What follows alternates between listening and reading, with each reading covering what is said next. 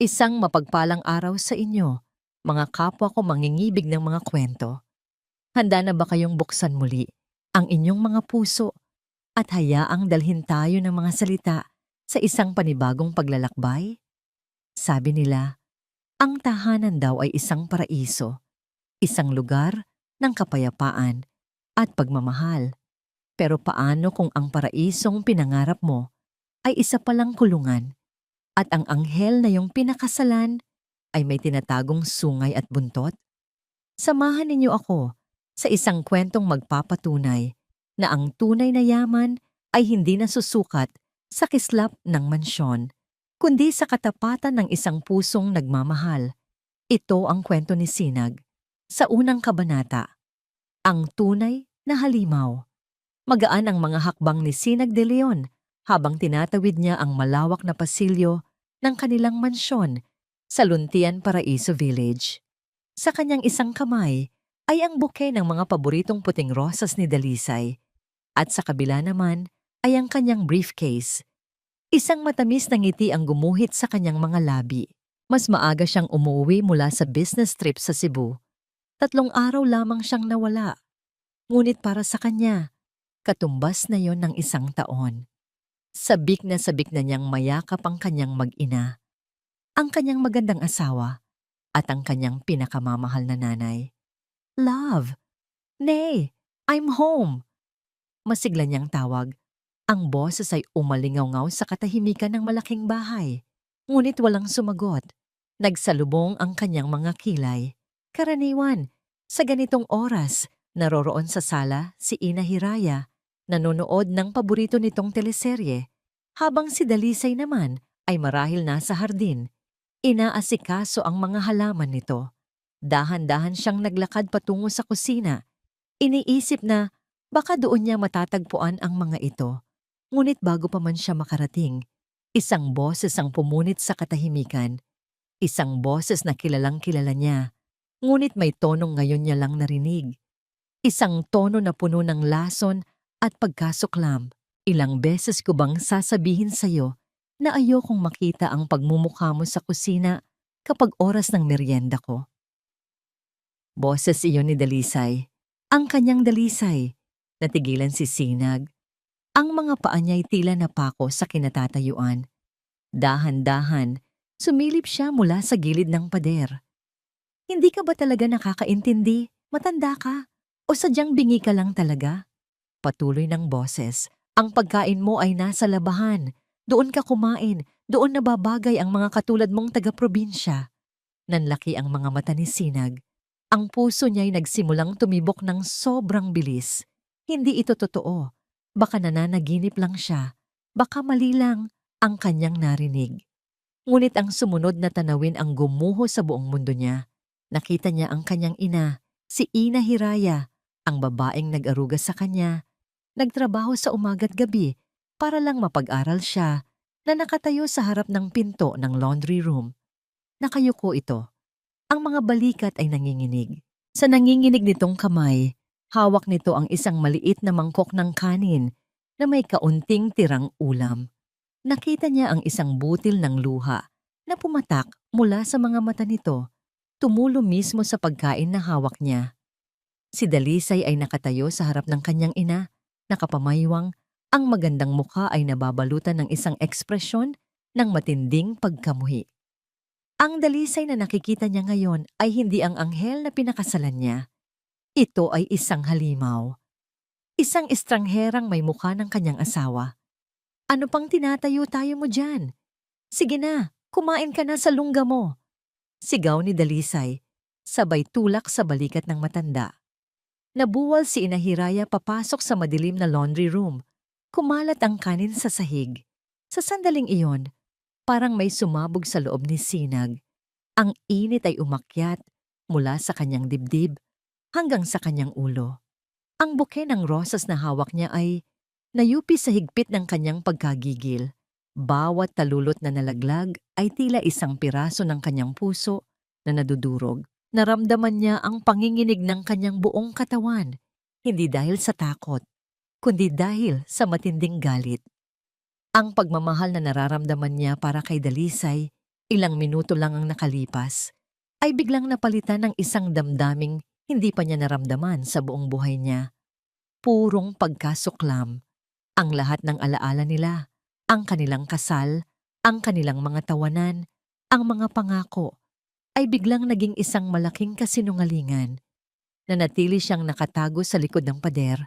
Ang paghinga ay mabigat. Ang mga luha ay nagbabadyang tumulo mula sa kanyang mga mata. Mga luha ng galit, sakit, at pagsisisi. Paano niya hinayaang mangyari ito sa sarili niyang ina, sa ilalim ng sarili niyang bubong? Ilang sandali pa, lumabas si Dalisay mula sa kusina. Hindi na malaya ng kanyang presensya. Nagbago ang anyo nito. Ang halimaw ay nawala at ang anghel ay bumalik. Isang matamis na ngiti ang muling sumilay sa perpekto nitong mga labi nang makita siya. An Veroya teniw, emnyo an kwa? Sabi nito sa malambing na boses na para bang walang anumang nangyari. Ang isang nangiti ay kayang magtago ng 1,000 kasinungalingan. At sa isang hapagkainan, ang bawat subo ay maaring may kasamang lason ng pagkukunwari. Ngayon, ating tutunghayan ang pagpapatuloy ng kwento ni Sinag sa 2 kabanata, ang kasinungalingan sa bawat ngiti. Background music fades out. Naramdaman ni Sinag ang paglamig ng kanyang buong katawan habang papalapit si Dalisay. Ang mga braso nito ay nakaunat para sa isang yakap. Ang babaeng kaharap niya ngayon ay ang babaeng minahal niya ng higit pa sa kanyang buhay. Ngunit ang imahe ng kanyang ina na umiiyak sa sahig ng laundry room ay paulit-ulit na umikot sa kanyang isipan na parang isang basag na plaka. Kinailangan niyang gamitin ang lahat ng kanyang lakas upang pilitin ang sarili ng ngumiti. Isang ngangiting peke, isang maskarang isinuot niya upang itago ang bagyong namumuo sa kanyang kalooban. Napagod ako sa biyahe, love. Sabi niya, ang boses ay bahagyang paos. Iniiwasan niyang magtama ang kanilang mga mata. Gusto ko lang sanang magpahinga. Tumango si Dalisay. Ang ngiti ay hindi pa rin nawawala. Of course, love. Maghahanda na ako ng hapunan. Tamang-tama. Niluto ko ang paborito mong kare-kare at tinulungan ako ni nanay. Ang huling mga salita ay tila isang sundang na bumaon sa puso ni Sinag. Tinulungan? Gusto niyang isigaw ang katotohanan. Gusto niyang isumbat ang lahat ng kanyang narinig. Ngunit pinigilan niya ang kanyang sarili. Hindi pa ito ang tamang panahon. Kailangan niya munang malaman kung gaano nakatagal nangyayari ang impyernong ito. Ang hapunan ng gabing iyon ang pinakamahaba at pinakamapait sa buong buhay ni Sinag.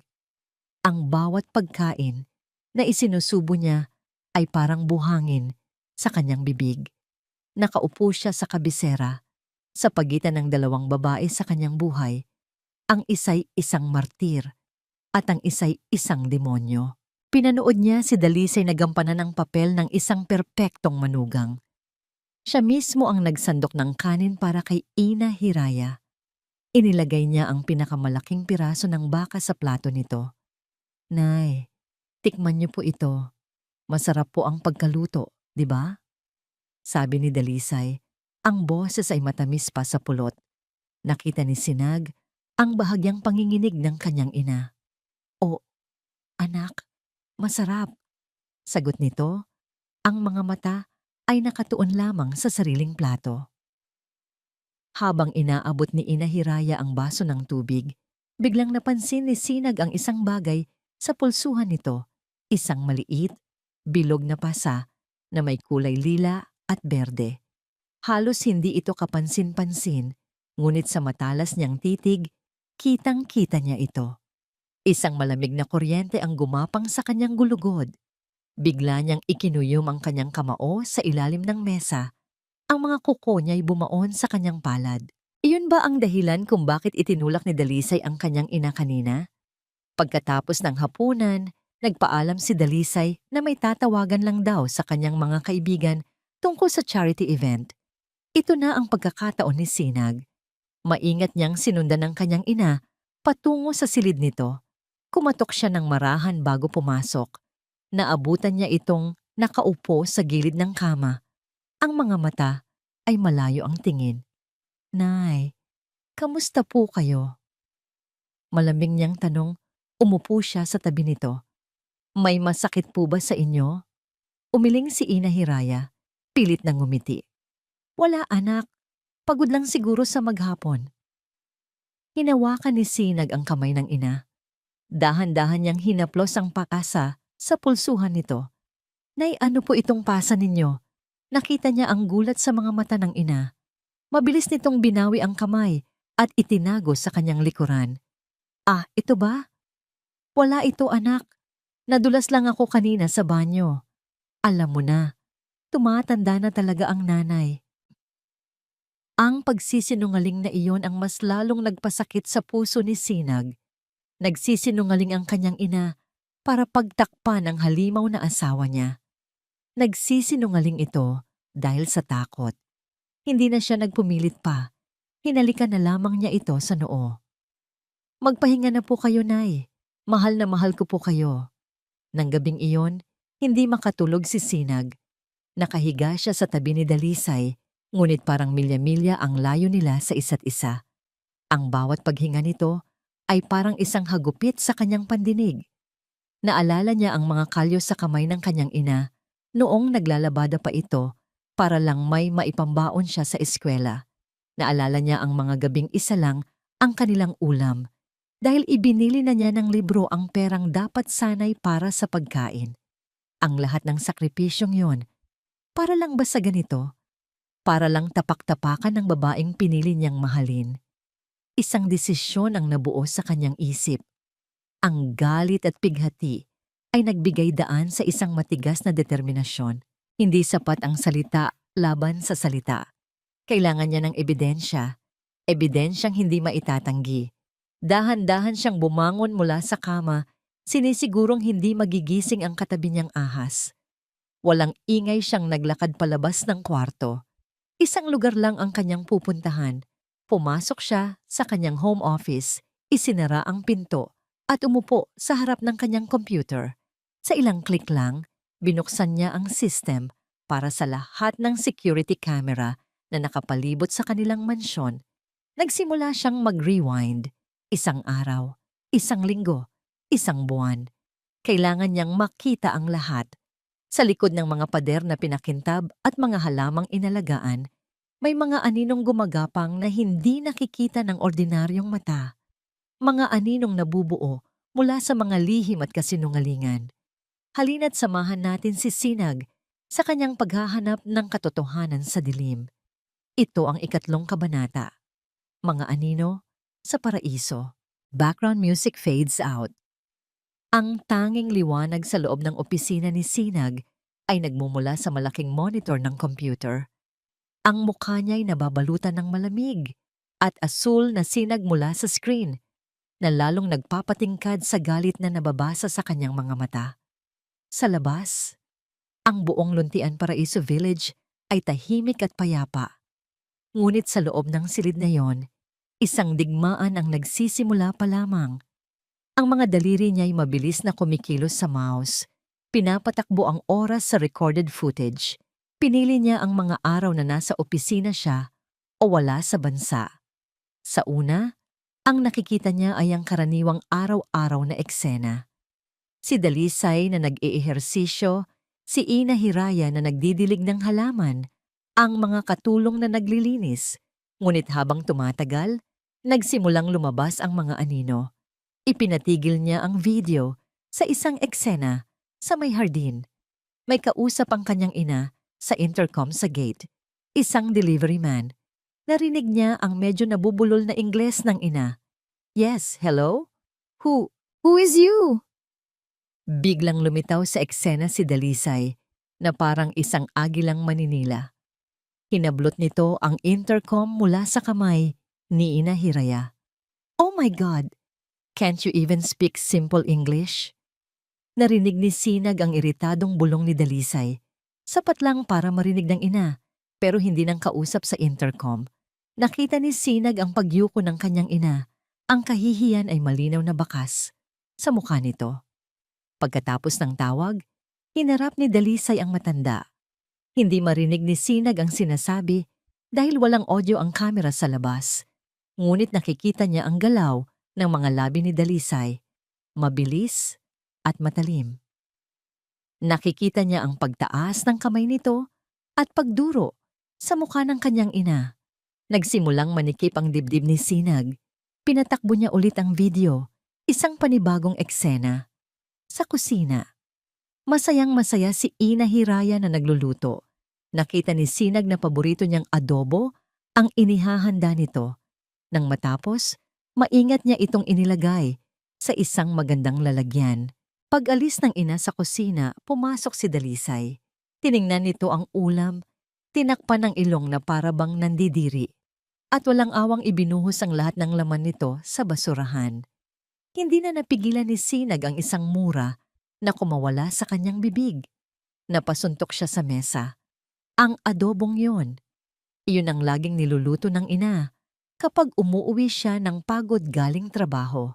Iyon ang nagsisilbing gamot sa lahat ng kanyang pagod. At ngayon, nakita niya itong tinatapon na parang basura. Sunod-sunod na mga imahe ng kalupitan ang dumaan sa screen. Si Dalisay na sinasadyang ilak ang pinto ng hardin, hinahayaan si Ina Hiraya na mababad sa init ng araw ng halos 1 oras. Si Dalisay na kinuha ang mga damit na bagong laban ng ina mula sa sampayan at basta na lang inihagis sa sahig ng kwarto nito. At sa bawat eksenang yon, laging naroon sa isang sulok ang isang anino. Si Luz, ang kanilang kasambahay. Nakikita ni Sinag ang takot sa mga mata nito. Nakikita niya ang awa. Sa isang eksena, pagkatapos iwanan ni Dalisay si Ina Hiraya sa hardin, nakita ni Sinag si Luz na patagong lumapit sa bintana at maingat na inabutan ng isang basong tubig ang matanda. Isang maliit na kabutihan sa gitna ng malawak na karagatan ng kasamaan. Doon napagtanto ni Sinag ang lahat. Hindi siya nag-iisa sa laban na ito. Mayroon siyang kakampi. Mayroon siyang saksi. Mabilis at sistematiko, kinopya ni Sinag ang lahat ng mahahalagang video file. Inilipat niya ang mga ito sa isang maliit at itim na external hard drive. Isang hard drive na magiging bala niya sa digmaan. Maingat niya itong itinago sa ilalim ng mga papeles sa loob ng kanyang briefcase. Kinaumagahan, bumaba si Sinag na may bagong determinasyon. Ang sakit ay naroon pa rin, ngunit nababalutan na ito ngayon ng isang malamig na galit. Naabutan niya si Dalisay sa hapagkainan. Nakangiti na naman na parang isang santa. Hindi niya ito pinansin. Ang hinahanap ng kanyang mga mata ay si Luz. Nakita niya itong papunta sa kusina. May dalang basket ng mga labahin. Mabilis siyang tumayo. Sinadya niyang iwan ang kanyang cellphone sa mesa. Sinundan niya si Luz sa isang pasilyo kung saan walang ibang tao at hindi abot ng mga kamera. Tinawag niya ito sa mahinang boses. Luz. Huminto si Luz. Ang likod ay nakaharap sa kanya. Nakita ni Sinag ang pag-igting ng mga balikat nito. Dahan-dahan itong lumingon. Ang mukha ay puno ng pagtataka at kaba. Sir Sinag? Nautal nitong tanong. Ang mga mata ay mabilis na tumingin sa paligid, na para bang takot na may makakita sa kanila. May kailangan po kayo? Lumapit si Sinag, sapat lang para hindi na nila kailangan panglakasan ang kanilang mga boses. Tinitigan niya ito ng diretso sa mga mata. Sinisigurong makikita nito ang sinseridad sa kanyang mukha at hindi ang pananakot. Luz, kailangan nating mag-usap, sabi niya. Ang boses ay kalmado, ngunit may bigat. Nakita niya ang paglunok ni Luz. Ang takot sa mga mata nito ay napalitan ng pagkalito. Po? Tungkol po saan, sir? Hindi na nagpaligoy-ligoy pa si Sinag. Alam niyang bawat segundong lumilipas ay panganib. Alam ko na ang lahat. Ang 4 na salitang yon ay tila isang bombang sumabog sa pagitan nila. Nakita ni Sinag kung paano biglang namutla si Luz. Nabitawan nito ang hawak na baket. Ang mga damit na bagong laba ay kumalat sa sahig, ngunit walang sino man sa kanila ang gumalaw para pulutin ang mga iyon. Nanginginig ang mga labi ni Luz na tila may gustong sabihin, ngunit walang boses na lumalabas. Nakita ko ang lahat sa kamera. Luz. Pagpapatuloy ni Sinag, ang boses ay mas bumaba pa. Nakita ko ang ginagawa ni Dalisay sa nanay at nakita rin kita. Biglang napayuko si Luz. Ang mga luha ay nagsimulang mamuo sa gilid ng kanyang mga mata. Sir, patawarin niyo po ako. Wala po akong... Hindi. Mabilis na putol ni Sinag. Hindi kita sisisihin. Sa katunayan, kaya ako narito ay para magpasalamat. Inangat ni Luz ang kanyang mukha. Ang pagkalito ay malinaw na mababasa rito. Nakita ko ang pag-abot mo ng tubig sa nanay. Nakita ko ang pag-aalala mo sa kanya. Sabi ni Sinag, alam kong natatakot ka, pero hindi mo siya pinabayaan. At ngayon, kailangan ko ang tulong mo. Sa pagkakataong ito, hindi na napigilan ni Luz ang pag-agos ng kanyang mga luha. Tumango ito ng paulit-ulit. Ang takot ay dahan-dahang napapalitan ng isang kislap ng katapangan. Tiningnan ni Sinag ang pasilyo sa huling pagkakataon bago muling ibinalik ang tingin sa kasambahay. Ang babaeng ito na sa tingin ng asawa niya ay isang hamak na utusan lang ay ang magiging pinakamahalagang kakampi niya. Luz, sabihin mo sa akin ang lahat mula sa simula. Sa isang mundong puno ng ingay at pagkukunwari, ang pinakamahalagang maririnig natin ay ang isang munting tinig na nagsasabi ng katotohanan. Isang tinig na, bagamat nanginginig sa takot, ay may taglay na lakas na kayang gumiba ng pinakamatibay na pader ng kasinungalingan. Ating pakinggan ang pagpapatuloy ng paglalakbay ni Sinag sa ika-4 na kabanata. Ang boses ng katotohanan. Background music fades out. Dinala ni Sinag si Luz sa laundry room, ang mismong lugar kung saan niya nasaksihan ang pagyurak sa dignidad ng kanyang ina. Isinara niya ang pinto at ang tunog ng humihinang washing machine ang tanging ingay sa pagitan nila. Doon, sa gitna ng amoy ng sabon at mga bagong labang damit, nagsimulang ilahad ni Luz ang buong katotohanan. Nanginginig ang boses nito sa simula. Ang mga salita ay tila hirap kumawala. Ikinuwento niya ang mga pang-araw-araw na pagpapahirap na hindi nakukunan ng kamera. Ang mga masasakit na salitang ibinubulong ni Dalisay kay Ina Hiraya kapag sila lang ang naiiwan. Ang pagtatapon ni Dalisay sa mga lumang litrato ng pamilya nila, tinawag itong basura mula sa probinsya.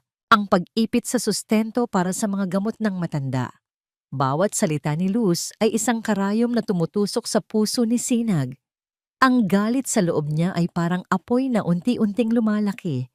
Tinutupok ang lahat ng natitirang magagandang alaala niya, kasama si Dalisay. Bakit hindi mo sinabi sa akin, Luz? Halos pabulong na tanong ni Sinag. Ang boses ay basag. Umiling si Luz. Ang mga luha ay tuluyan ng bumagsak. Natakot po ako, sir. Binalaan po ako ni Ma'am Dalisay na ipapakulong niya ako kapag nagsalita ako. Kailangan ko po ng trabaho. Pero sir, ang totoo, huminga ito ng malalim. Hindi ko na po kaya. Ang sakit-sakit na pong makita si Nanay Hiraya na ginaganito. May kinuha si Luz mula sa bulsa ng kanyang uniforme, isang luma at mumurahing cellphone na may mga gasgas na ang screen.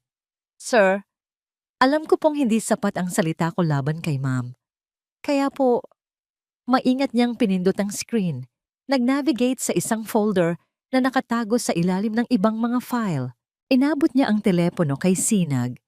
May mga inirecord po ako. Parang huminto ang pag-ikot ng mundo para kay Sinag. Kinuha niya ang cellphone, ang kanyang high-tech na wireless earphones ay tila hindi nababagay sa lumang device na hawak niya.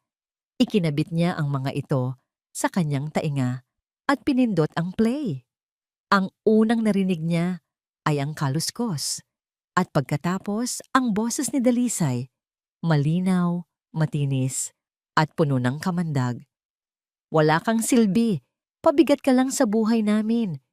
Sana hindi ka nalang dinala ni Sinag dito. Napapikit si Sinag. Ang kanyang panga ay nag-igting. Sunod na recording. Tingnan mo nga yung mga kamay mo. Magaspang. Kamay ng isang alipin. Wag na huwag mong hahawakan ang mga gamit ko gamit yang marurumi mong kamay. Naiintindihan mo. Narinig ni Sinag ang mahinang paghikbi ng kanyang ina sa background. Sunod na recording. Ano ang akala mo? Mahal ka ng anak mo? Awa lang yan. Awa dahil mukha kang kaawa-awa. Kung hindi lang dahil sa kahihiyan, matagal ka na niyang ipinatapon sa kung saang lupalop. Sa bawat salita, parang may kung anong dumudurog sa dibdib ni Sinag. Ang cellphone sa kanyang kamay ay nanginginig dahil sa higpit ng kanyang hawak. Ang mga ugat sa kanyang leeg ay nagsimulang lumitaw. Isang taksil na luha ang pumatak mula sa kanyang kanang mata. Isang luha ng purong galit. Tinanggal niya ang earphones, hindi na makayanan ang naririnig. Tumingin siya kay Luz na ngayon ay umiiyak na ng walang tunog. Luz, hirap niyang sabi. Bakit mo to ginawa? Bakit mo tiniis ang panganib para dito? Huminga ng malalim si Luz, pinunasan ng kanyang mga luha gamit ang likod ng kanyang palad. Sir, kasi po, si Nanay Hiraya, kapag nakikita ko po siya, naaalala ko ang nanay ko. Nabasag ang boses nito. Ganyan na ganyan din po ang dinanas ng nanay ko sa mga biyenan niya. Pinagsisilbihan niya sila, pero tinatrato siyang parang hayop. Namatay po ang nanay ko sa sama ng loob, sir. Hindi niya kailanman na ipagtanggol ang sarili niya. Tumingin siya ng diretso kay Sinag. At sa unang pagkakataon, ang nakita niya sa mga mata nito ay hindi na takot, kundi isang matinding determinasyon na nabuo mula sa sakit ng nakaraan. Ayoko na pong maulit yon kay Nanay Hiraya. Ayokong may isa na namang mabuting ina na mamatay sa lungkot ng walang nakakaalam sa kanyang pinagdaanan. Kahit sa ganitong paraan lang po, sir, gusto kong mabigyan siya ng hustisya. Ang kwento ni Luz ay tila isang malakas na sampal na gumising sa diwa ni Sinag. Ang problema niya, na sa tingin niya ay kanya lamang, ay biglang naging salamin ng sakit na dinanas ng ibang tao. Ang katapangan ng babaeng nasa harap niya ay nagbigay sa kanya ng kahihiyan at kasabay nito ng panibagong lakas.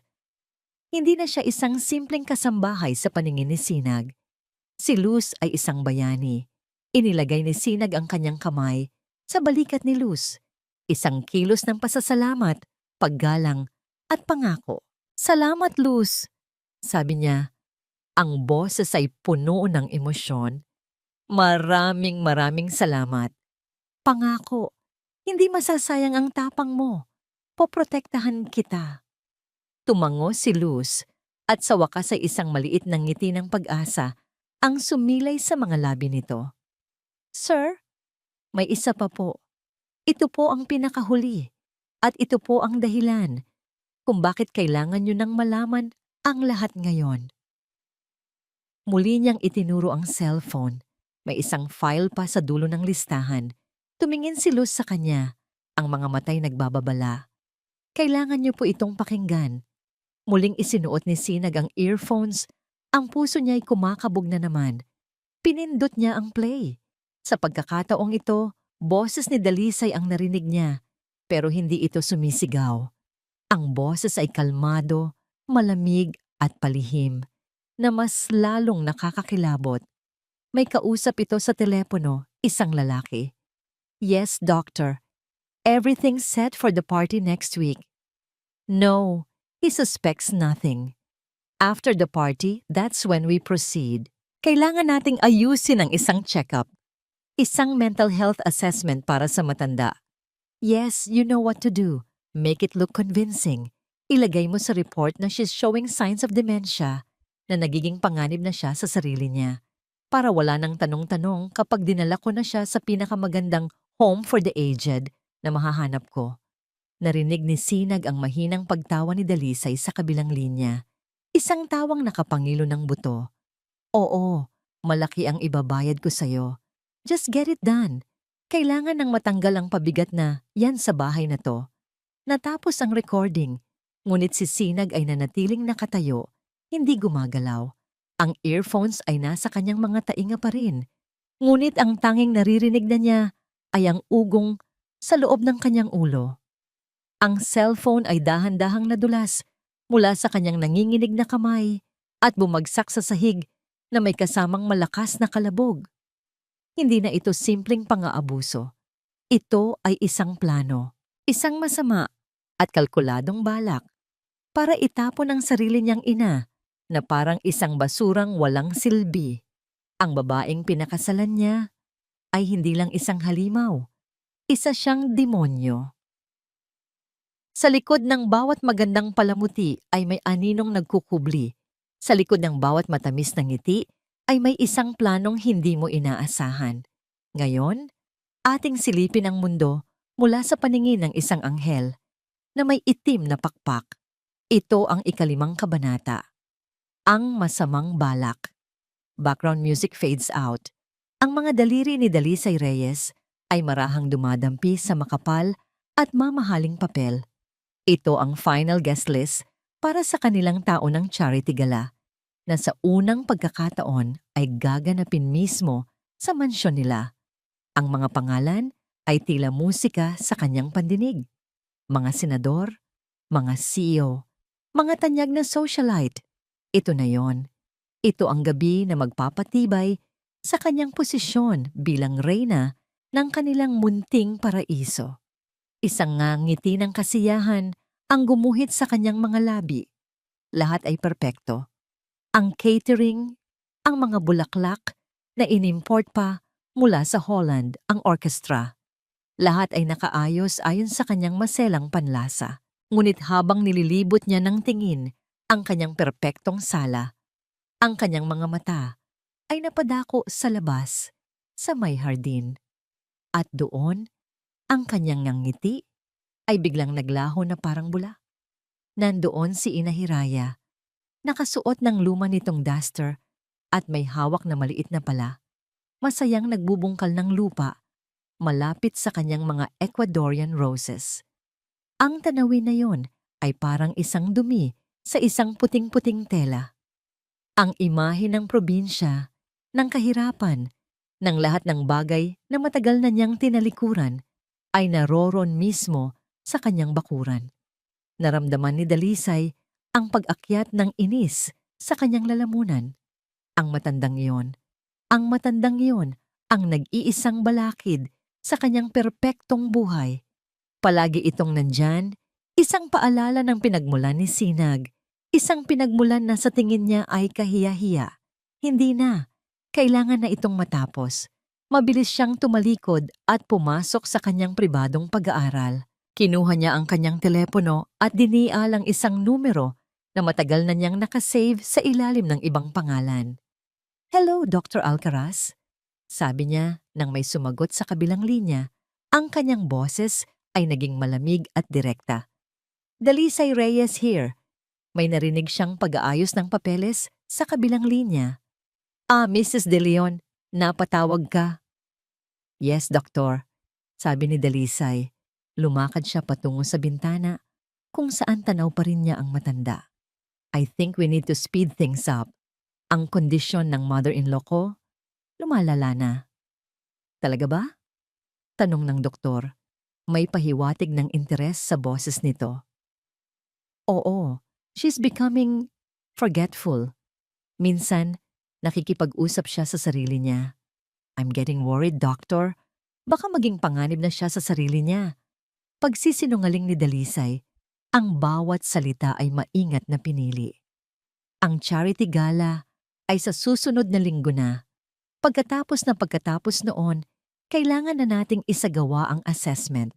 Kailangan kong maipakita kay Sinag na kailangan na ng nanay niya ng professional care. "Naiintindihan ko," sabi ng doktor. "I will prepare the necessary documents." Isang report na magpapatunay na mayroon siyang signs of dementia. Isang nangiti ng tagumpay ang sumilay sa labi ni Dalisay. "Excellent. At syempre, doktor, huwag kang mag-alala. Sa professional fee mo, magiging masaya ka." Pagkatapos ng tawag, Ibinaba ni Dalisay ang telepono. Nakaramdam siya ng matinding gaan ng loob. Napakatalino niya talaga. Ito ang pinakamalinis na solusyon. Ilalagay niya si Ina Hiraya sa isang mamahaling nursing home, isang lugar kung saan hindi na niya ito makikita, ngunit hindi rin siya masisisi ni Sinag dahil para naman yon sa kapakanan ng ina. Ipinikit niya ang kanyang mga mata at inilarawan sa isip ang hinaharap.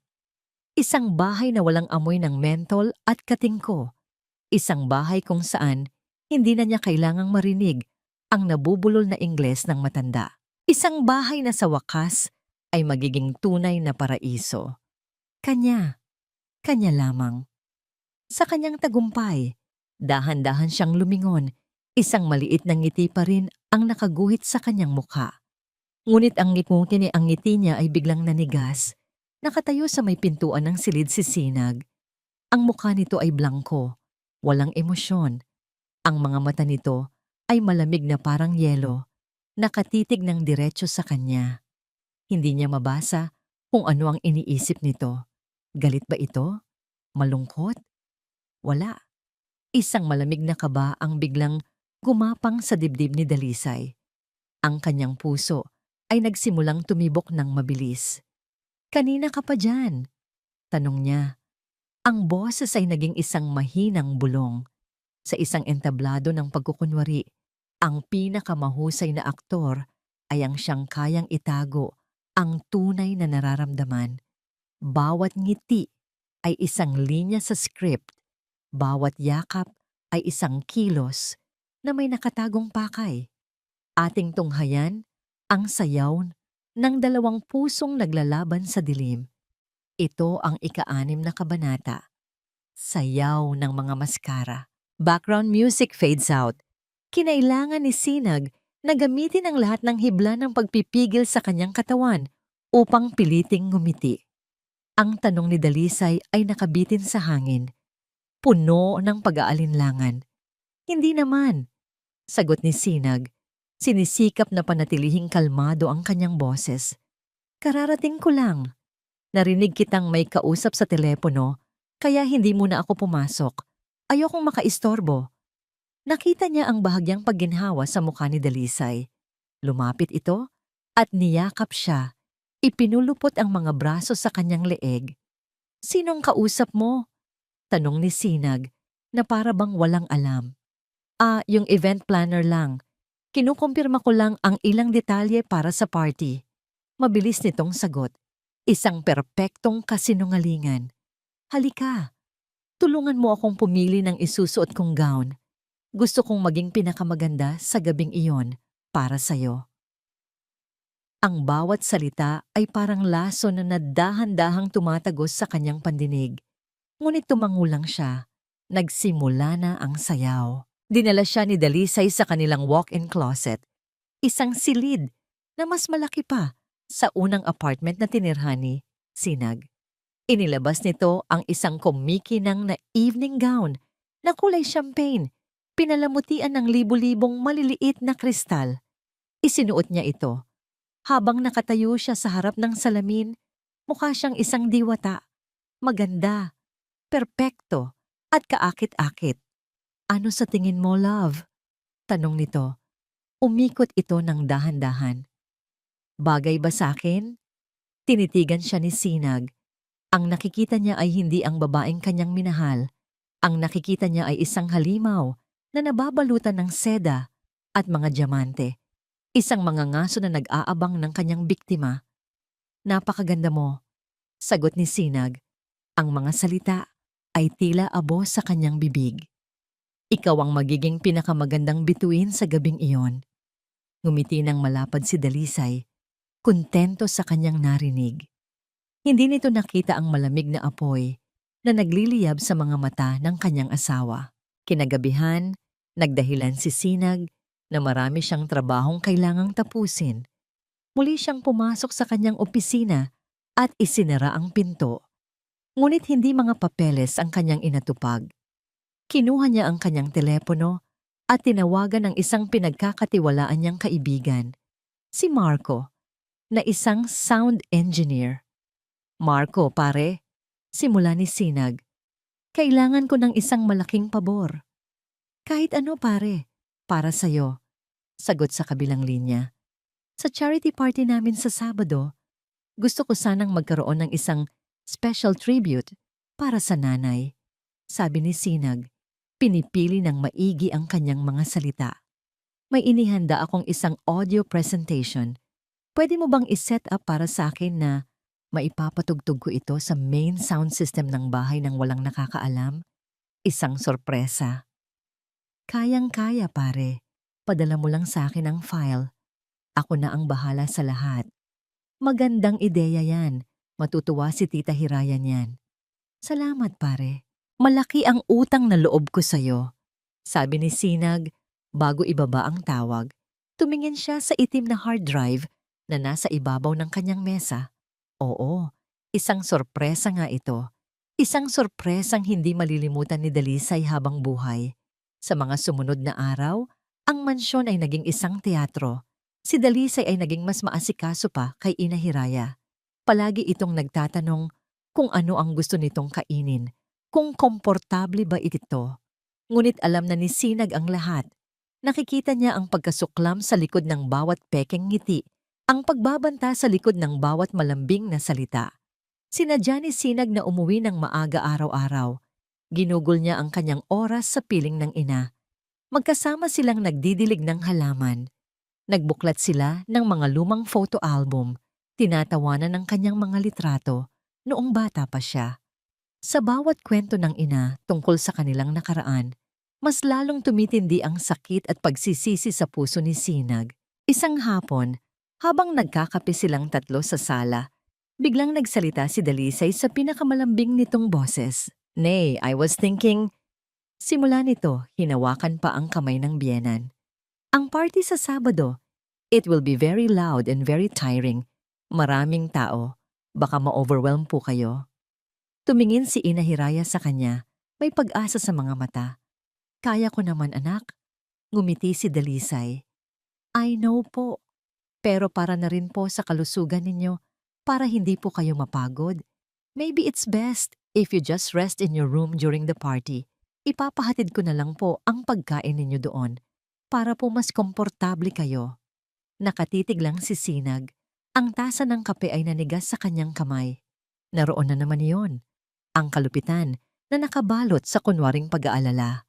Nakita niya ang dahan-dahang pagkawala ng liwanag sa mga mata ng kanyang ina. Ang pag-asang naroon kanina ay biglang naging isang blangkong pighati. Sige anak, kung iyan ang sa tingin mo'y mas makakabuti, sabi ni Ina Hiraya sa halos pabulong na boses. Ang mga salitang iyon, ang tila huling patak na nagpaapaw sa baso. Ang bigat ng lahat ng paninira, lahat ng sakit na tiniis niya ng mag-isa ay biglang bumagsak sa kanya. Bigla, napahawak si Ina Hiraya sa kanyang dibdib. Isang malakas na paghingal ang kumawala sa kanya.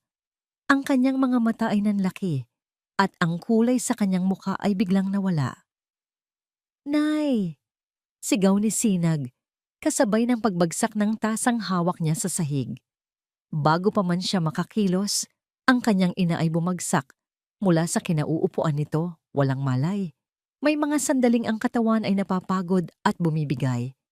Ngunit ang puso at kaluluwa, kahit sugatan, ay patuloy na naglalakbay sa mga alaala.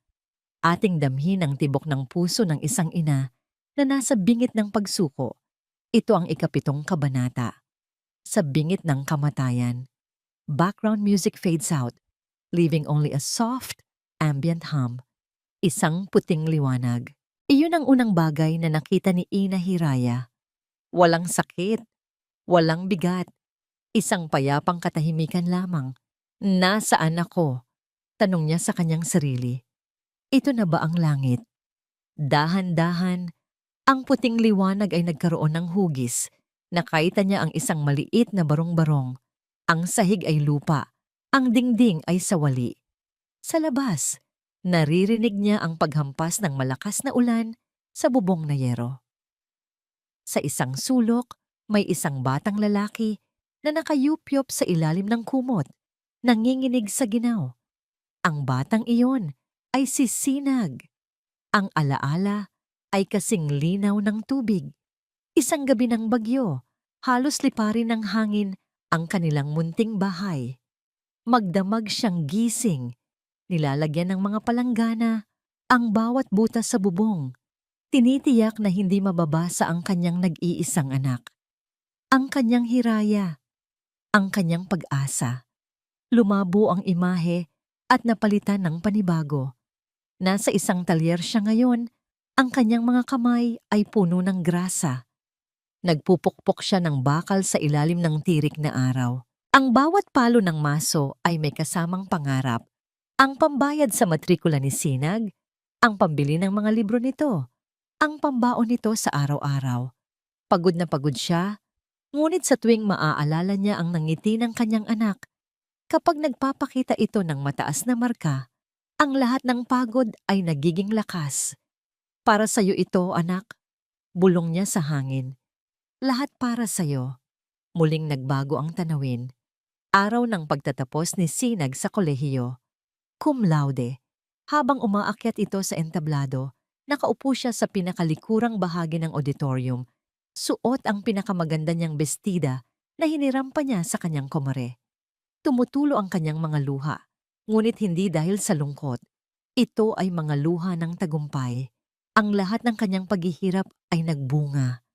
Ang kanyang munting Sinag ay isa ng ganap na araw, handa nang magbigay liwanag sa mundo. At ngayon, nasaan siya? Ang mga masasayang alaala ay biglang napalitan ng dilim. Ang amoy ng grasa ay napalitan ng amoy ng disinfectant. Ang tunog ng ulan ay napalitan ng mahinang tunog ng isang makinang tumitibok. Naramdaman niya ang sakit sa kanyang dibdib. Isang matinding kirot na hindi pisikal. Ito ay sakit ng kaluluwa. Pabigat ka lang. Ang boses ni Dalisay ay umalingaw-ngaw sa kanyang isipan. Malinaw at malupit. Wala kang silbi. Sana hindi ka nalang dinala ni Sinag dito. Siguro nga ay tama si Dalisay. Ang mundong ito, ang magandang bahay na ito, ay hindi para sa kanya. Ang mga kamay niya ay magaspang. Hindi bagay sa mga mamahaling kubyertos. Ang kanyang pananalita ay luma. Hindi bagay sa mga sosyal na pag-uusap. Baka nga isa lang siyang pabigat. Isang madilim na anino sa maningning na buhay ng kanyang anak. Bumukas ang isang pinto sa kanyang isipan. Sa kabilang banda ay isang hardin, isang payapang lugar, isang lugar kung saan wala nang masasakit na salita. Isang lugar kung saan pwede na siyang magpahinga. Gusto na niyang tawirin ang pinto. Gusto na niyang sumuko. Ngunit bago pa man niya maihakbang ang kanyang paa, may narinig siyang isang pamilyar na boses. Nay, gumising ka po. Parang awa niyo na. Boses yun ni Sinag, umiiyak. Ang kanyang anak ay umiiyak. Kasabay ng boses na yon, may narinig siyang isa pa. Sinag, calm down. The doctor said it was just a minor heart palpitation due to stress. Tumatanda na talaga siya, kaya kailangan na niya ng professional care. This proves my point. Boses iyon ni Dalisay. Puno ng pagkukunwari. Ang dalawang boses ay naglalaban sa kanyang pandinig. Ang isa ay humihila sa kanya pabalik sa buhay. Ang isa ay nagtutulak sa kanya patungo sa kadiliman. Kailangan kong protektahan ang aking anak. Iyon ang huling naisip ni Ina Hiraya. Kailangan niyang protektahan si Sinag, kahit na ang ibig sabihin nito ay ang sarili niyang kapahamakan. Kung ang pag-alis niya ang magbibigay ng kapayapaan sa pamamahay ni Sinag, gagawin niya iyon. Dahan-dahan, sa lahat ng natitira niyang lakas, ipinilit niyang imulat ang kanyang mga mata. Malabo ang lahat, ngunit naaninag niya ang mukha ng kanyang anak, basang-basa sa luha, nakahawak ng mahigpit sa kanyang kamay. Isang ngiti, isang mapait na ngiti ang sumilay sa kanyang mga labi. Anak, bulong niya, ang boses ay tuyo at mahina na parang isang dahon. Hayaan mo nang umalis si nanay. Sa bawat pagsubok, May isang sandali ng pagpapasya, isang sandali kung saan ang pighati ay nagiging tapang at ang mga luha ay nagiging sandata. Ang isang taong halos sumuko na ay babangon, hindi para makipag-away, kundi para tapusin ang laban. Ito ang ikawalong kabanata, ang huling pagkukunwari. Background music fades out. Ang mga salita ni Ina Hiraya ay tumagos sa puso ni Sinag na parang isang punyal na yelo. Hayaan mo nang umalis si nanay. Ang pagsuko, ang huling sakripisyo ng isang ina na sa tingin niya ay pabigat na lamang. Sa isang iglap, ang lahat ng luhang dumadaloy sa mga mata ni Sinag ay natuyo. Ang pighati sa kanyang dibdib ay biglang napalitan ng isang malamig at matigas na bato ng determinasyon. Hindi, hindi siya papayag. Mahigpit niyang hinawakan ang kamay ng ina. Ang kanyang paghawak ay hindi na desperado, kundi puno ng katiyakan. Tumingin siya ng diretso sa mga mata nito. Hindi po mangyayari yan, Nay, sabi niya. Ang boses niya'y nawalan na ng panginginig. Ito'y naging matatag at puno ng isang pangakong hindi masisira. Hindi po kayo aalis at hinding-hindi na po kayo muling iiyak. Tapos na po ang pagtitiis ninyo. Ako na po ang bahala sa lahat. Magtiwala lang po kayo sa akin. Nakita niya ang bahagyang pagtataka sa mga mata ng ina na para bang nakikita nito ang isang bagong sinag. Isang sinag na hindi na ang anak na nalilito, kundi isang lalaking handa nang pumaslang ng mga demonyo. Dahan-dahan, tumango si Ina Hiraya. Ang isang butil ng pag-asa ay muling sumilay sa kanyang pagod na mukha. Sa sandaling iyon, lumapit si Dalisay. Ang mukha ay puno ng pekeng pag-aalala. Si Sinag, she's not well. This proves my point. Kailangan na talaga niya ng tulong. Dahan-dahang binitawan ni Sinag ang kamay ng ina at tumayo upang harapin ang kanyang asawa. Tinitigan niya ito, ang kanyang mukha ay isang blangkong maskara. At pagkatapos, sa paraang hindi inaasahan ni Dalisay, marahan siyang tumango. Tama ka, sabi ni Sinag sa isang boses na pagod at talunan. Tama ka, Dalisay. Pasensya ka na. Masyado lang akong nag-alala. Siguro nga ay tama ang iniisip mo para sa kanya. Ang tagumpay ay kumislap sa mga mata ni Dalisay. Sa wakas, sumuko na rin si Sinag. It's okay, love, sabi nito. Hinaplos pa ang kanyang braso. Naiintindihan ko. Ginagawa natin ito para sa kanya. Sige, sabi ni Sinag. Ituloy mo ang paghahanda para sa party. Kailangan mong maging perpekto sa gabing iyon. Ako na ang bahala kay nanay dito. Sa isang matamis na ngiti, hinalikan siya ni Dalisay sa pisngi at umalis. Upang ituloy ang mga tawag nito. Hindi nito napansin ang tingin ni Sinag na sumunod sa kanya. Isang tingin na kasing lamig ng kamatayan. Pagkalabas ng ospital, habang nasa sasakyan, palihim na tinext ni Sinag si Luz. Tuloy ang lahat. Maging handa ka. Ang sagot ay dumating kaagad. Opo, sir. Hinihintay na lang po namin ang hudyat ninyo. Sa mga sumunod na araw, ang mansyon ay napuno ng mga paghahanda. Ang mga bulaklak, ang mga ilaw, ang entablado. Si Dalisay ay nasa kanyang elemento, isang reynang naghahanda para sa kanyang koronasyon. Palagi siyang nakangiti. Masaya dahil sa wakas ay nasa panig na niya si Sinag. Habang pinapanood ni Sinag ang lahat ng ito, wala siyang ibang nararamdaman, kundi isang nagyeyelong kalma. Ang bawat magandang palamuti ay isang pako sa kabaong ng kanyang kasal. Ang bawat masayang tugtugin ay ang magiging saliw sa pagbagsak ng isang reyna. Dumating ang gabi ng paghuhukom. Ang Luntian Paraiso Village Mansion ay naliligo sa ginintuang liwanag. Ang hangin ay puno ng tunog ng marahang musika mula sa isang string quartet at ang halimuyak ng mga mamahaling pabango. Ang mga bisita na suot ang kanilang pinakamagagarang damit ay humahanga sa karangyaan ng paligid. At sa gitna ng lahat, nakatayo si Dalisay, suot ang kanyang champagne-colored gown. Isa siyang pangitain ng perpeksyon. Lumapit siya kay Sinag na nakatayo sa tabi ng malaking hagdanan. Suot ang isang itim na tuksido. Ang mukha ni Sinag ay kalmado. Ang kanyang tindig ay matatag. Kinuha ni Dalisay ang braso ni Sinag. Ang kanyang mga kuko na perpektong na manicure ay dumampi sa mamahaling tela. Sumandal siya at bumulong sa kanyang tainga. Ang hininga ay mainit at puno ng tagumpay. Ito ang gabi natin, mahal ko. Dumating na ang oras.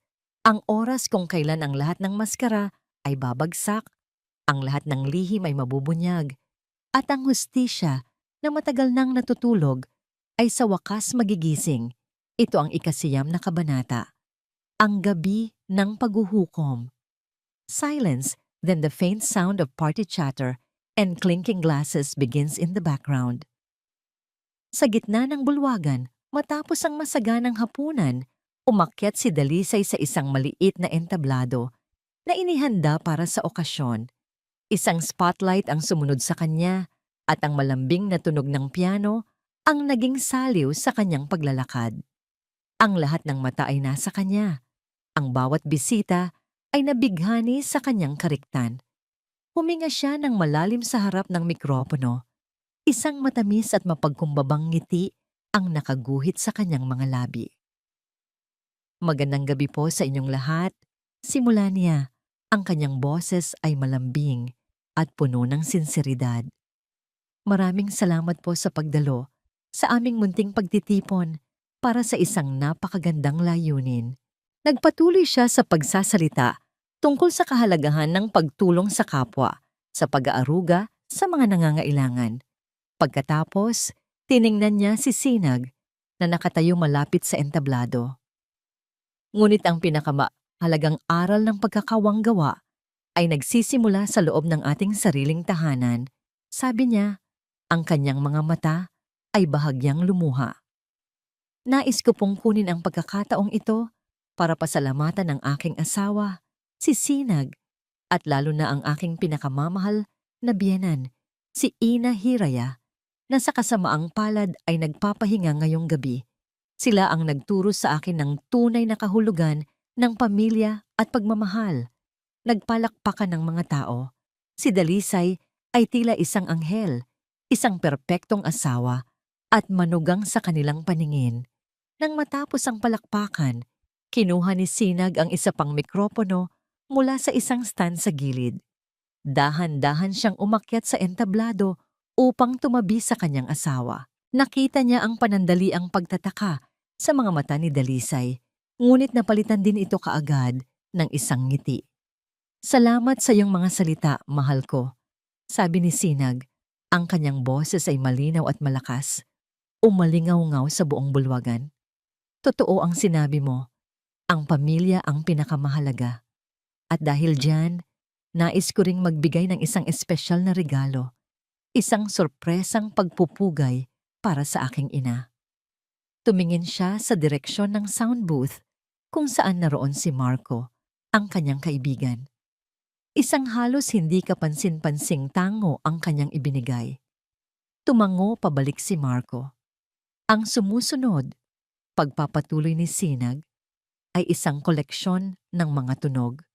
Mga tunog na nagpapakita ng tunay na nangyayari sa loob ng aming tahanan kapag ang mga pinto ay nakasara. Isang pagpupugay sa katatagan at sakripisyo ng aking ina. Nagsalubong ang mga kilay ni Dalisay. Hindi niya naintindihan. Ngunit bago pa man siya makapagsalita, ang mga speaker sa buong paligid ay naglabas ng isang mahinang kaluskos. At pagkatapos, wala kang silbi. Pabigat ka lang sa buhay namin. Sana hindi ka nalang dinala ni Sinag dito. Ang boses ni Dalisay, matinis, malupit at walang bahid ng pag-aalinlangan, ay pumunit sa katahimikan ng gabi.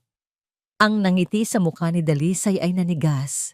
Ang kanyang mga mata ay nanlaki sa gulat at takot. Ang lahat ng bisita ay natigilan. Ang bulungan ay nagsimula. Tingnan mo nga yung mga kamay mo. Magaspang. Kamay ng isang alipin. Ang recording ay nagpatuloy Walang awa, walang tigil. Bawat salitang puno ng lason ay sunod-sunod na ibinato sa mukha ng lahat. Ang perpektong imahe ni Dalisay ay nagsimulang magkabitak-bitak sa harap ng daan-daang tao. Ang kanyang mukha ay namutla na parang papel.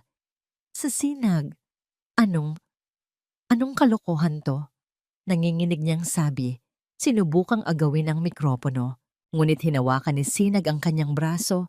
Ang pagkakahawak ay mahigpit na parang bakal.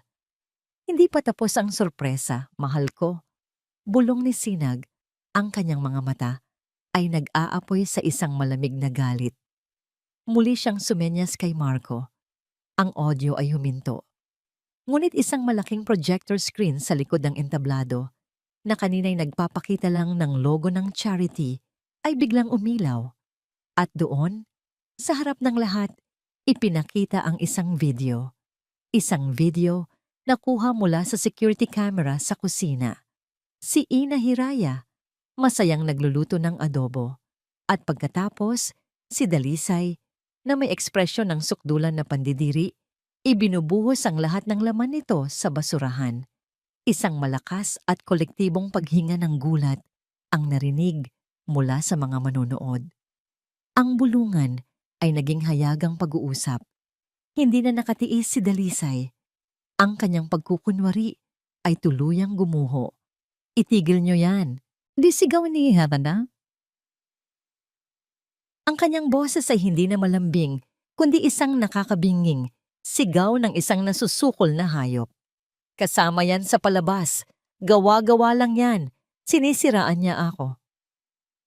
Dumating na ang sandali ng katotohanan. Ang sandali kung saan ang dalawang landas ay maghihiwalay at isang desisyon ang babago sa lahat magpakailanman. Ang huling tanong ay binitawan.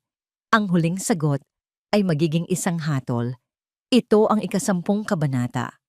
Piliin mo. Ako o ang ina mo. The background noise of the party is gone, replaced by a tense, heavy silence. Ang sigaw ni Dalisay ay umalingaw-ngaw sa buong bulwagan, isang sigaw ng desperasyon. Sinubukan niyang tumawa, isang tawang pilit at baliw. Hindi ba't magaling? Isang presentasyon para ipakita kung gaano kahirap ang sitwasyon kapag may kasama kang may sakit sa pag-iisip sa bahay. Isang awareness campaign. Ngunit walang sino man ang naniwala sa kanya. Ang mga mata ng mga bisita ay hindi na puno ng paghanga, kundi ng pagkutya at pagkamuhi. Ang mga bulungan ay naging mga akusasyon. Ang kanyang mga kaibigan ay dahan-dahang lumalayo sa kanya. Hindi yan totoo, sabi ni Sinag. Ang kanyang boses ay kalmado, ngunit may bigat na parang bato. Kinuha niya ang cellphone ni Luz mula sa kanyang bulsa at ikinonekta ito sa sound system. Kung ganoon, ano naman ang tawag mo dito?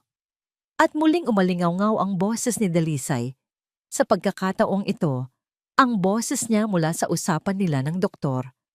Kailangan nang matanggal ang pabigat na yan sa bahay na to. Iyon na ang huling pako sa kabaong, ang ebidensya ng isang masamang balak. Ang plano na itapon ng ina ni Sinag ay nailantad sa lahat. Nawala na ang lahat ng kulay sa mukha ni Dalisay. Wala na siyang lusot, wala nang pagkukunwari. Ang magandang anghel ay tuluyan ng naglaho at ang natira na lamang ay isang demonyong nasukol. Ang mga mata ay nag-aapoy sa galit at pagkapahiya. Tinalikuran niya ang mga tao. Ang buong atensyon niya ay nakaisinag na lamang. Lumapit siya. Ang bawat hakbang ay mabigat. Bakit? Tanong niya. Ang boses ay isang nanginginig na bulong na sila lang ang nakakaririnig. Bakit mo ginawa to sa akin, Sinag? Sinira mo ako. Hindi kita sinira, sagot ni Sinag. Ang kanyang mga mata ay walang emosyon. Ikaw ang sumira sa sarili mo. Ikaw ang sumira sa lahat. Isang tawa, isang mapait at walang kasiyahang tawa ang kumawala sa mga labi ni Dalisay. Bigla niyang itinaas ang kanyang mukha. Ang pagmamakaawa ay napalitan ng isang mapanghamong tingin. Ganoon pala ha?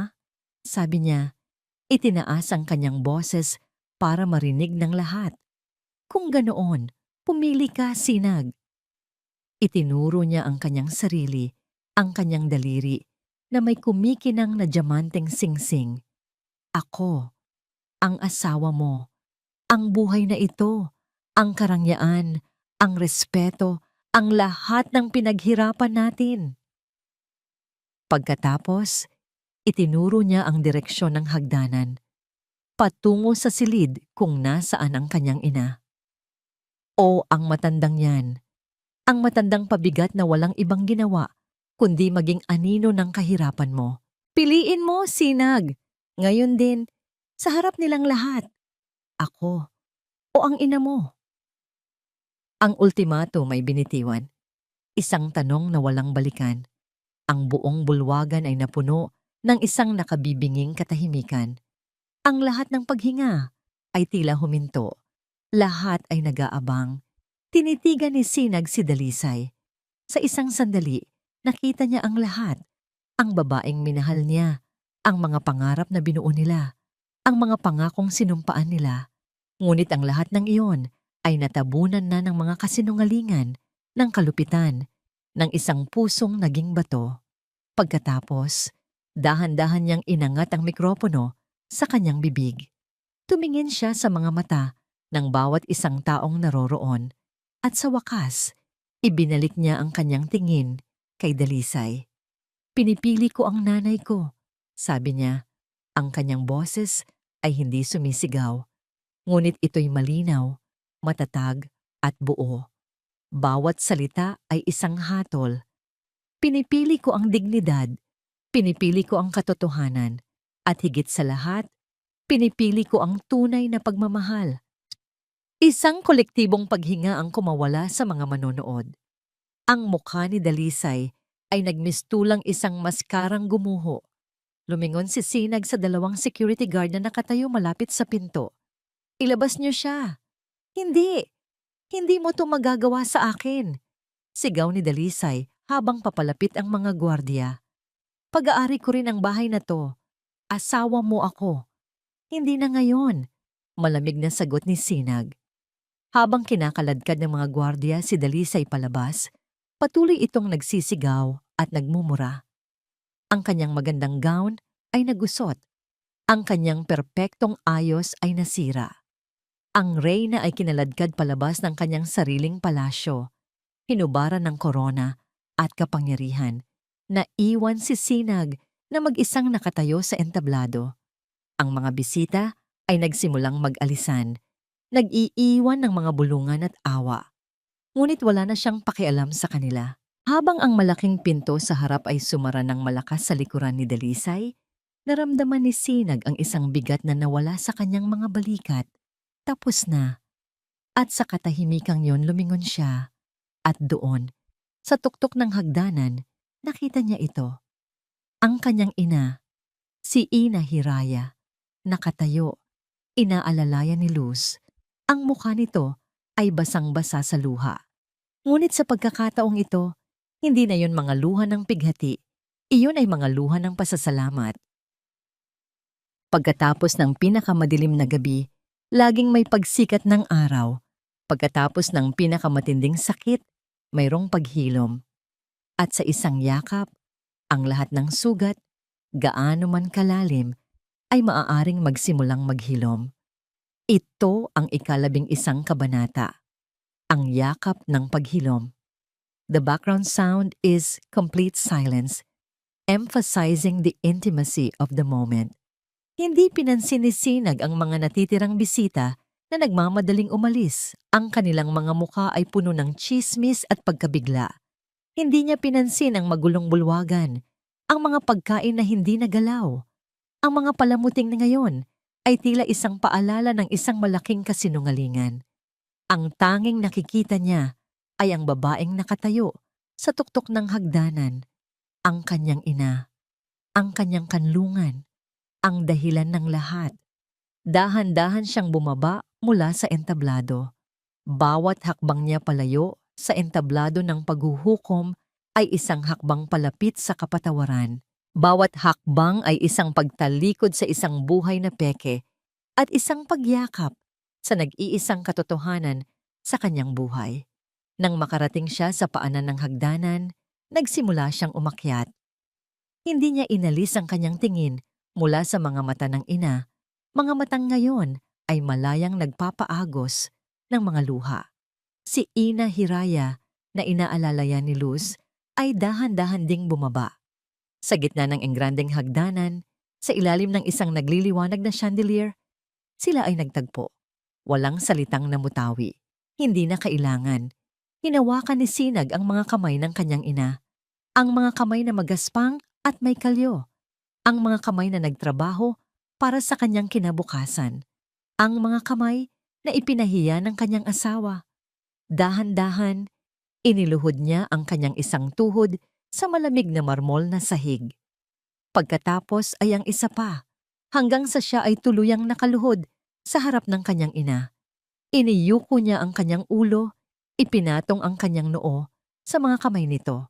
At doon, ang lahat ng lakas, ang lahat ng galit, ang lahat ng pagpipigil na kanyang inipon sa mga nagdaang araw ay biglang gumuho. Humagulgol siya, isang iyak na hindi niya pa naranasan, isang iyak ng isang anak na humihingi ng tawad, isang iyak ng isang lalaking nagsisisi sa kanyang pagkabulag. Nay, Nay, patawarin niyo po ako, sabi niya sa gitna ng kanyang mga hikbi. Ang kanyang boses ay basag na basag. Patawarin niyo po ako, dahil hindi ko po kayo naprotektahan. Patawad po kung hinayaan kong saktan kanila. Sa sarili ko pong pamamahay, patawad, Nay. Naramdaman niya ang marahang paghaplos ni Ina Hiraya sa kanyang buhok. Ang haplos na yon, ang pamilyar na haplos na gamot sa lahat ng kanyang sugat noong bata pa siya, ang mas lalong nagpaiyak sa kanya. "Shh, anak," sabi ni Ina Hiraya. Ang boses ay puno ng pagmamahal na walang kapantay. "Wala kang kasalanan, Sinag. Wala." Dahan-dahan itong itinaas ang kanyang mukha. Pinunasan nito ang kanyang mga luha gamit ang sarili nitong mga kamay. "Huwag kang humingi ng tawad, anak. Ang mahalaga, nagising ka na. Ang mahalaga, bumalik na ang sinag ko." Tumayo si Sinag at niyakap ang kanyang ina ng napakahigpit. Isang yakap na nagsasabi ng lahat. Niyakap niya ito na para bang ayaw na niya itong pakawalan pa, na para bang sa yakap na yon ay mabubura niya ang lahat ng sakit na idinulot ng mundo sa kanya. Sa kanilang likuran, si Luz ay tahimik na umiiyak, ngunit ang kanyang mga luha ay mga luha ng kaligayahan. Ang hustisya para sa kanyang ina at para kay Ina Hiraya ay sa wakas nakamit na. Lumingon si Sinag kay Luz. Hindi pa rin binibitawan ang kanyang ina. "Luz," sabi niya, ang kanyang boses ay taos-puso. "Hindi ko alam kung paano kita pasasalamatan. Utang ko sa iyo ang buhay ng ina ko. Mula ngayon, hindi ka na namin katulong. Pamilya ka na namin." Inalalayan ni Sinag ang kanyang ina pababa ng hagdanan. Dinala niya ito sa malaking sala, kung saan ang entablado ay nakatayo pa rin. Ngunit hindi na ito isang lugar ng paghuhukom. Iginya niya ang kanyang ina patungo sa pinakamalambot na sopa, ang mismong sopa kung saan dati ay pinagbabawalan siyang umupo ni Dalisay. "Maupo po kayo, Nay," sabi niya. "Ito po ang tahanan ninyo. Mula ngayon, kayo na po ang reyna dito." Isang linggo ang lumipas. Ang mansyon ay naging tahimik. Dumating ang isang sulat mula sa abogado ni Dalisay. Isang petisyon para sa annulment. Nakahinga ng maluwag si Sinag. Ang bawat kwento ay may katapusan, ngunit ang bawat katapusan ay isa ring panibagong simula. Isang pagkakataon upang muling buuin ang mga nasira at hanapin ang liwanag pagkatapos ng pinakamadilim na gabi. Ating tunghayan ang huling kabanata ng kanilang kwento. Ang bagong sinag. The background sound is of gentle birds chirping and a soft breeze. 6 na buwan ang lumipas Ang malaki at malamig na mansyon sa Luntian Paraiso Village ay isa na lamang alaala. Ibinenta ito ni Sinag kasama ang lahat ng Weiblas at palamuti na sumisimbolo sa isang buhay na itinayo sa kasinungalingan. Sa huling pagkakataon na tinapakan niya ang lugar na yon, wala siyang naramdamang panghihinayang, tanging gaan ng loob. Nakatayo siya ngayon sa harap ng isang katamtamang laking bahay sa isang tahimik na subdibisyon sa Tagaytay. Ang bahay ay may malawak na hardin sa harap, puno ng mga bulaklak na rosas, sampagwita at gumamela. Ang simoy ng hangin ay sariwa at ang tanawin ng bulkang Taal sa di kalayuan ay nagbibigay ng pakiramdam ng kapayapaan. Walang pag-aatubili. Pinirmahan ni Sinag ang mga papeles ng annulment sa ibabaw ng isang simpleng mesang kahoy. Ang pirma na yon ay hindi lang isang legal na kilos, ito ay isang ritual. Ang huling pagputol sa ugnayan na muntik nang sumira sa kanya at sa kanyang ina. Nang matapos, ngumiti siya sa kanyang abogado, nagpasalamat at hinatid ito sa pinto.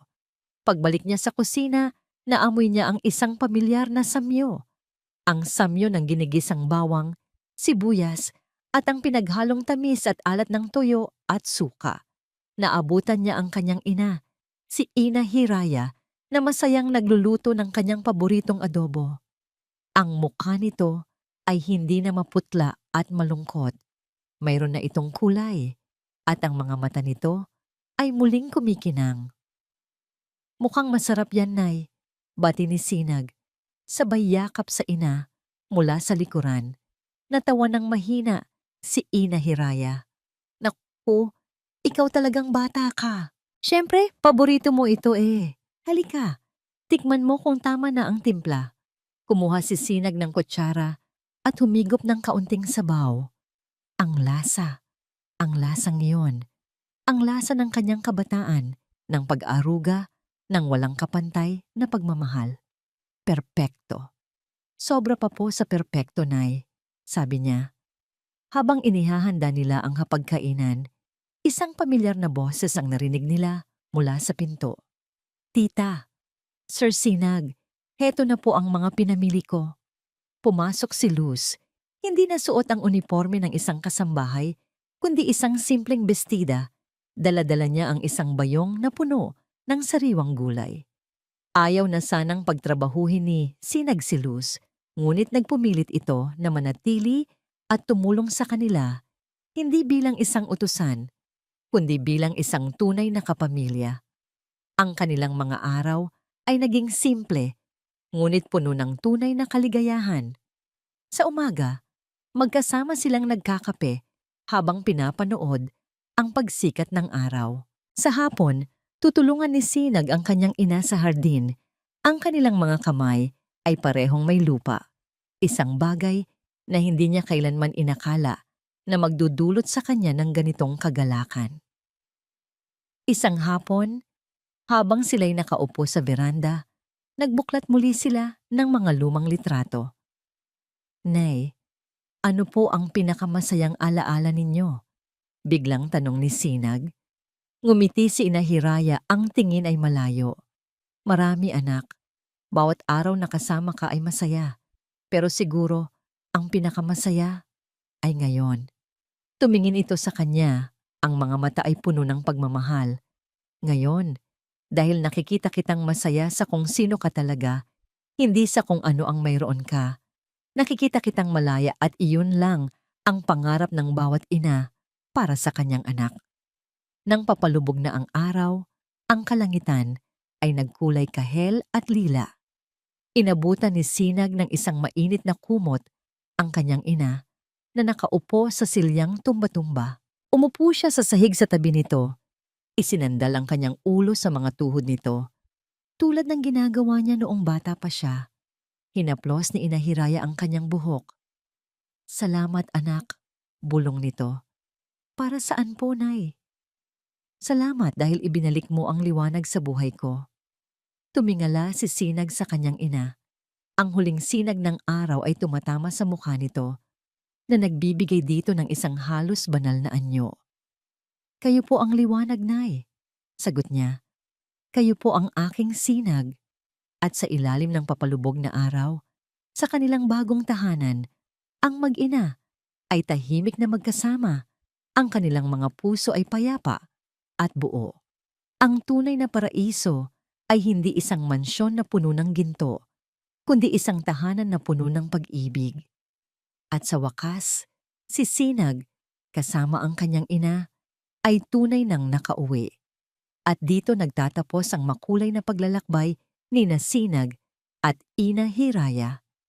Mula sa kaibuturan ng aking puso, nais ko pong magpasalamat sa inyong walang sawang pagsama sa amin sa bawat kabanata. Ang pagsulat ng kwentong ito ay isa ring paglalakbay para sa akin. Habang isinusulat ko ang mga salita, kasama rin ninyo akong nakaramdam ng pighati, ng galit at sa huli, ng matamis na tagumpay at kapayapaan na natagpuan ng ating mga bida. Sapagkat ang kwentong ito ay hindi lamang tungkol sa kanila. Ito ay tungkol sa ating lahat. Ito ay isang paalala sa walang kapantay na lakas ng pagmamahal ng isang ina, sa tapang na kailangan upang piliin ang tama kaysa sa komportable, at sa katotohanang ang tunay na yaman ay hindi matatagpuan sa kinang ng anumang mansyon, kundi sa init ng yakap ng isang pamilyang buo at nagmamahalan. Ngayon, nais ko namang marinig ang inyong boses. Ano ang pinakapaborito ninyong eksena? Anong aral ang pinakatumatak sa inyong puso? Mangyaring ibahagi po ninyo ang inyong saloobin sa comment section sa ibaba. Bawat isa po sa inyong mensahe ay aming binabasa at lubos na pinahahalagahan. Muli, maraming salamat po. Ang inyong pakikinig ang siyang nagbibigay buhay sa aming mga salita.